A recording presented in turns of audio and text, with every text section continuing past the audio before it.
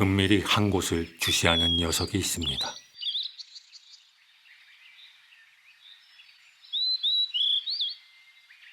벌매는 지금 개구리 사체로 땅벌을 유인하는 중입니다.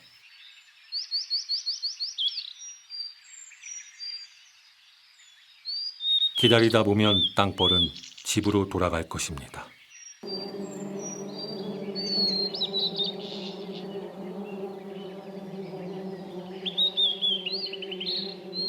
땅벌은 땅속 은밀한 곳에 모여 살기에 좀처럼 둥지를 찾기가 쉽지 않습니다.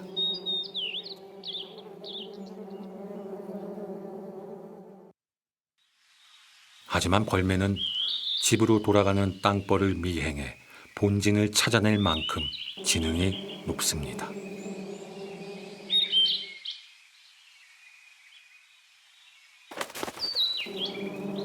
땅벌들이 위험을 감지하였습니다.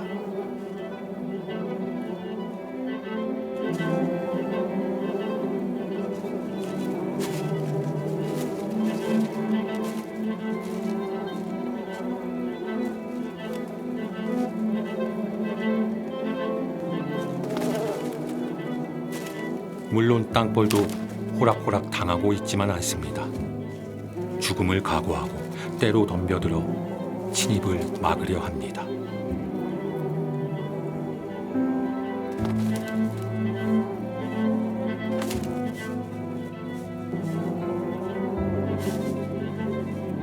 어떻게든 먹잇감을 얻고 싶은 자와 절대로 물러설 수 없는 자의 치열한 생존 싸움이 숲에서 벌어지고 있는 겁니다.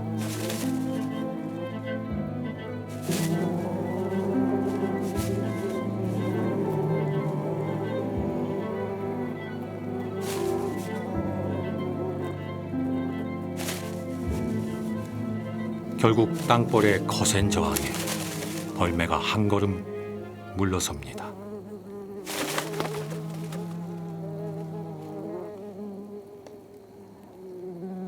하지만 순순히 포기할 벌매가 아닙니다. 한 번 발견한 먹잇감은 집요하게 공격해서 어떻게든 차지하고 마는 것이 맹금류가 가진 본성이니까요.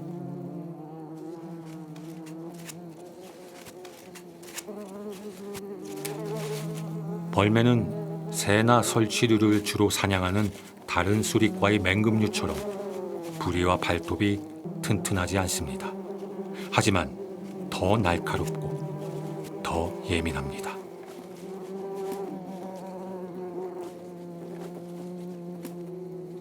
이는 벌집만을 전문적으로 노릴 수 있도록 환경에 맞게 적응해온 까닭입니다.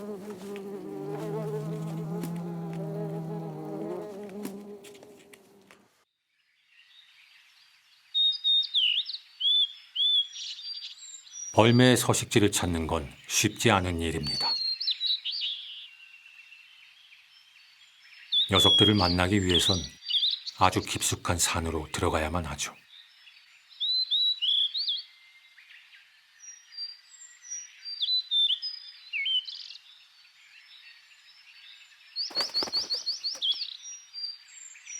벌매 부부에겐 갓 태어난 새끼가 있습니다.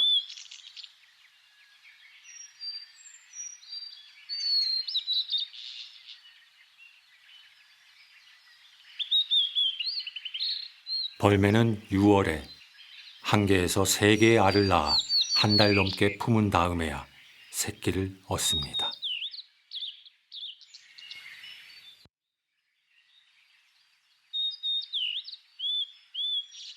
하지만 번식이 처음인 어린 벌매는 보통 1개의 알을 낳는 것으로 알려져 있습니다. 새끼의 먹이 역시 어미가 가져온 땅벌이나 말벌 등의 애벌레입니다.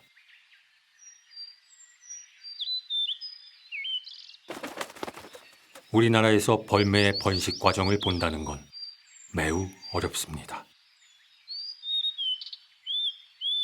먼 동남아 지역에서 월동한 뒤 북방 지역에서의 번식을 위해 우리나라를 통과하는 나그네 새인 까닭입니다.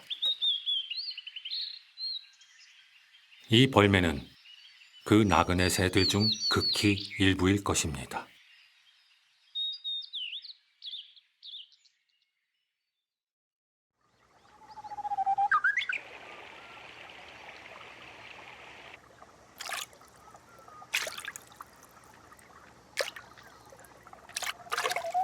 여름이 절정으로 치닫고 있습니다.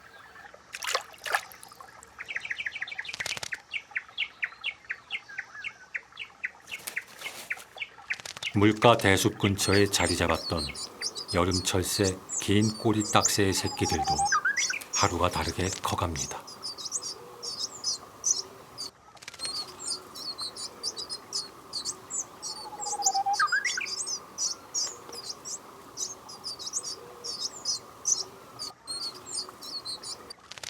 새끼들이 커간다는 건 먹잇감을 구해야 하는 어미의 날개짓도 그만큼 많아져야 한다는 걸 의미합니다.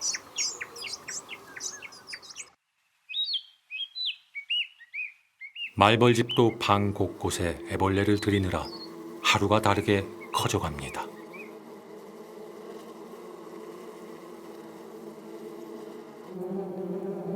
이때가 꿀벌들에겐 가장 위험한 순간입니다.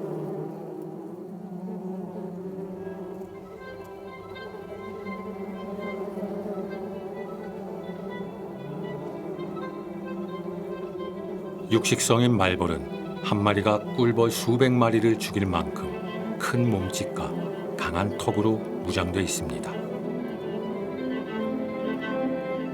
꿀벌의 독침도 저항력을 가진 말벌에겐 무용지물입니다.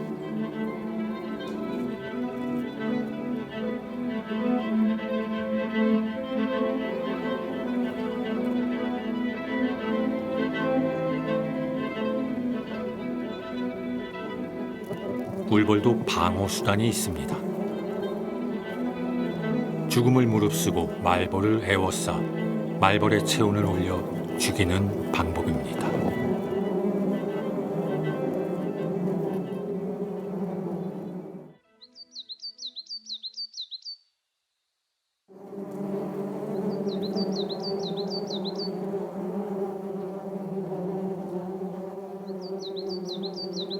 말벌에게 위기가 찾아왔습니다.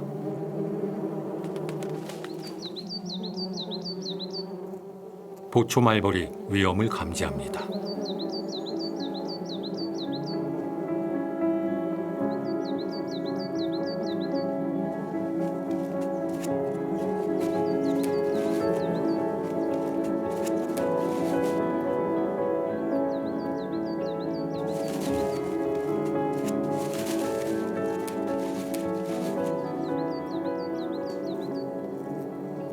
아무리 은밀한 곳에, 아무리 튼튼하게 집을 지었어도 벌매에게 발각되는 순간, 그건 재앙이나 마찬가지입니다.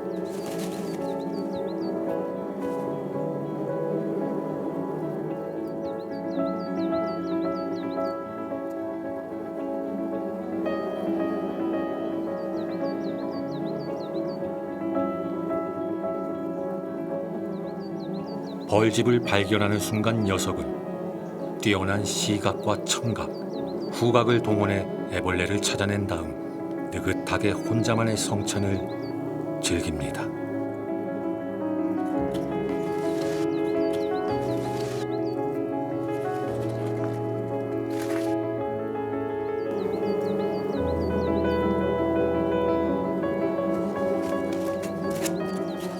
숲은 이렇듯 약자가 있으면 강자가 있고 강자가 있으면 더 큰 강자가 있는 냉혹한 전쟁터입니다.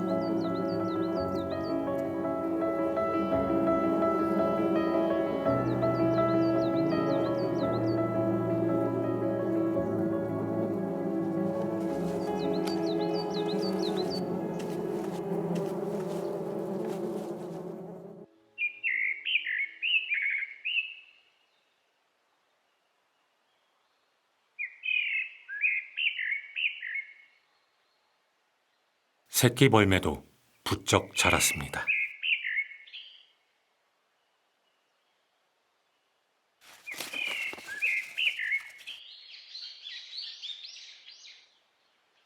이 시기가 되면 어미 벌매는 부드러운 땅벌이나 말벌의 애벌레 외에도 작은 뱀이나 새, 개구리 같은 다양한 먹잇감들을 가져옵니다.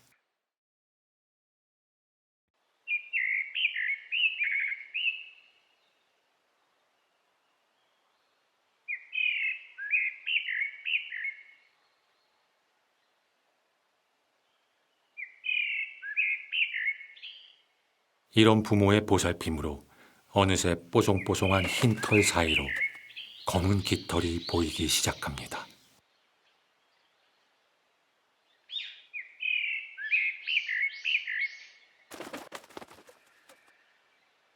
새끼를 키우는 일은 암수가 같이 합니다.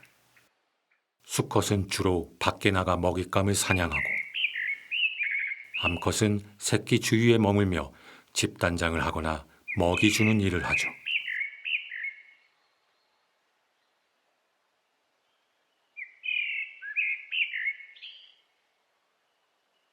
어미는 새끼가 남긴 먹이를 먹어 둥지를 깨끗하게 합니다.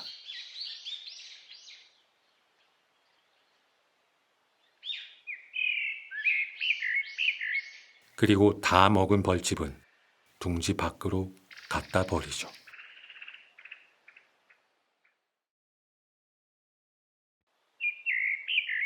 이런 부모의 헌신으로 새끼는 하루가 다르게 성장해 갑니다.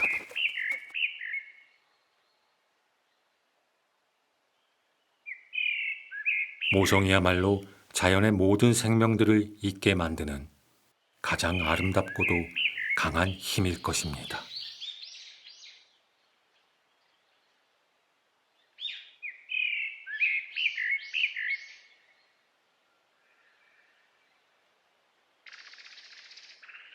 며칠 전 다 먹지 못하고 남겨둔 말벌의 둥지입니다.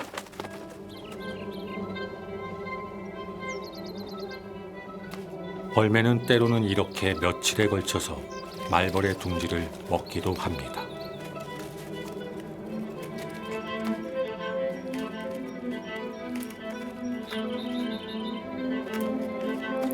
야생에서 이런 말벌집을 건드릴 수 있는 천적은 담비와 곰과 오소리 정도입니다.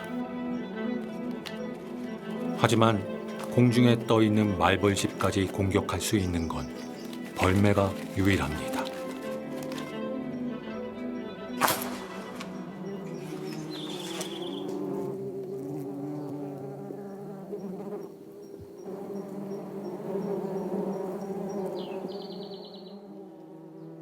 벌매가 더 치명적인 이유는 유충은 물론 성체, 집까지 모조리 파괴해 아예 말벌의 재기를 불가능하게 만든다는 것입니다.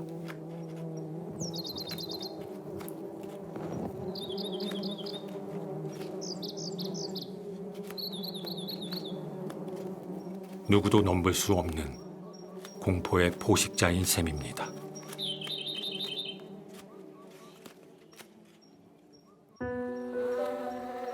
그렇다면 벌매는 어떻게 말벌이나 땅벌의 독침으로부터 안전할 수 있는 걸까요? 그 비밀은 벌매의 특별한 신체 구조에 있습니다.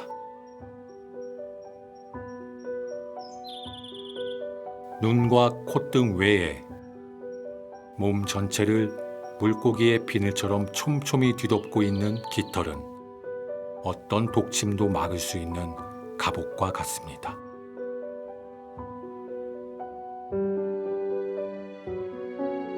부리는 벌집 속의 유충을 쉽게 꺼내 먹을 수 있도록 낚시바늘처럼 날카롭게 구부러져 있고, 발톱 또한 땅벌이나 말벌의 둥지를 파거나 움켜쥘 수 있도록 발달되어 있습니다.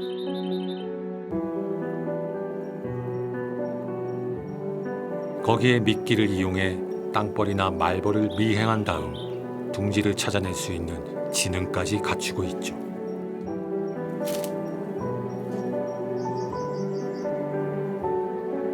이런 벌매의 남다른 특징은 다른 수릿과 새들과의 먹잇감 경쟁을 피하기 위해 오래도록 환경에 적응해온 결과일 겁니다.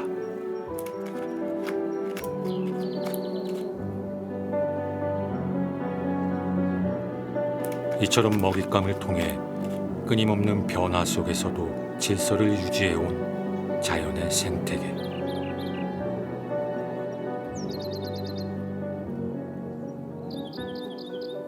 벌매는 땅벌이나 말벌이 많이 서식하는 온대나 아열대 지역에 살 수밖에 없습니다.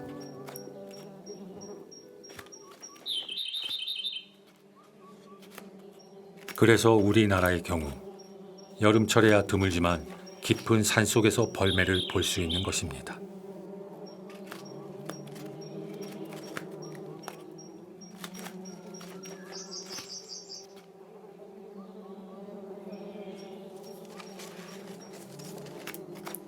오늘도 부지런히 땅을 헤집어 땅벌에 애벌레를 꺼내고 있는 벌매.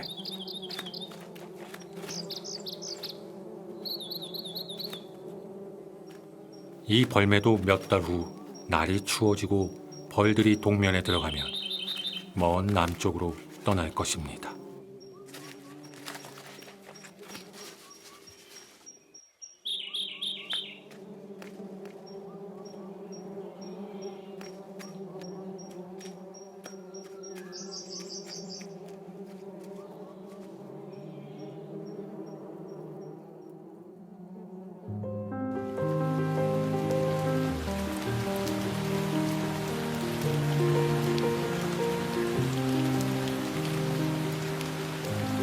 장맛비와 함께 여름이 깊어갑니다.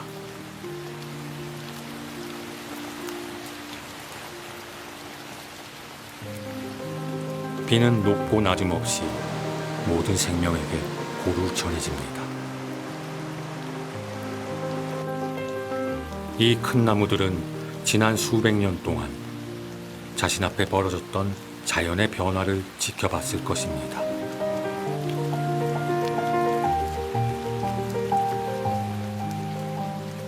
어떤 생명도 자연이 품고 있는 오묘한 섭리를 거부하지 않습니다.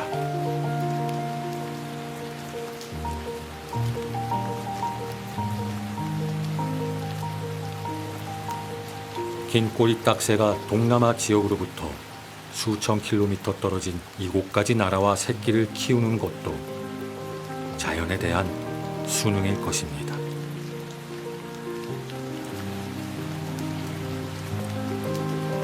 멀리서 조심스럽게 관찰해온 벌매의 둥지. 새끼 벌매도 어느새 생후 25일째를 맞았습니다.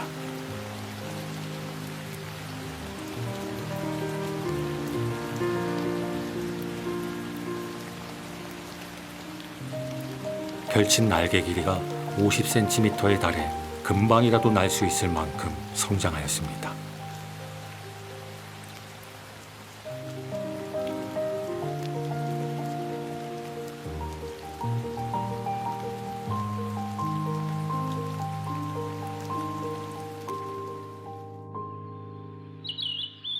더디 흐르는 것처럼 보이지만 시시각각 변하는 것이 자연입니다.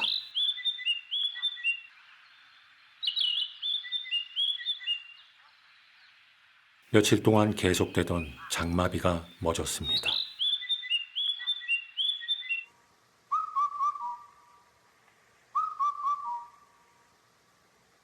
새끼 벌매도 태어난 지 한 달이 넘었습니다.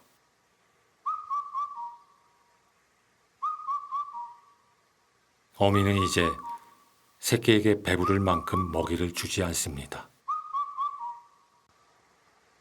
그건 사냥해도 될 만큼 다 자랐으니 둥지를 벗어나라는 어미의 부름입니다.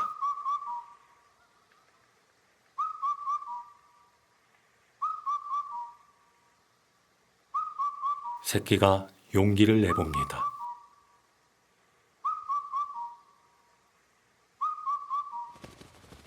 첫 날개짓. 마침내 홀로 서기에 성공한 새끼 벌매는 몇 달 후 따뜻한 남쪽으로 긴 여행을 떠날 것입니다. 그리고 내년 봄 다시 이곳에 돌아오겠지요.